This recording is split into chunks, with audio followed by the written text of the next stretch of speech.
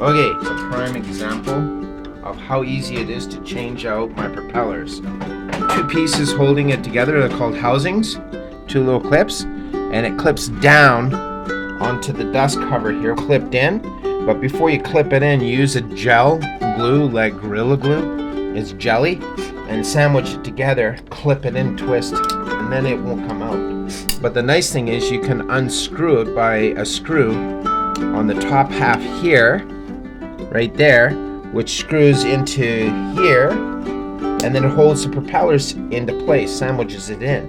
And so you got everything here. Make sure your propellers are the right angle so it can get in here. And this is how you put it in. Put it in nice and carefully. Sandwich it in, and then put your screw in. And there, that's how you repair it.